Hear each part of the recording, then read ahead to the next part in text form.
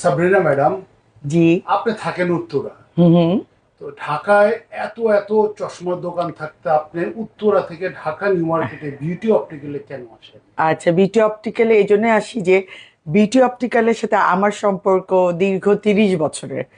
আর এত এত দোকান থাকতেও উত্তরাতেও যথেষ্ট অনেক দোকান আছে, তাদেরও হয়তো ভালো কালেকশন আছে, কিন্তু তারপরে আমি এখানে এত দূর কষ্ট করে আসি কারণ ও বিটি অপটিক্যালের চশমা বলেন, সানগ্লাস বলেন, আমার অনেক অথেন্টিক লাগে এবং ওদের ডিজাইন, ওদের স্টাইল এবং আমি যেরকম চাই সবচেয়ে ভালো জিনিস যেটা আমার লাগে সেটা আমার মতো কাস্টমাইজ করে ওরা আমার জিনিসটা আমার মতো করেই এনে দেয়, ইভেন ওদের না থাকলেও সেটা ব্যবস্থা করে।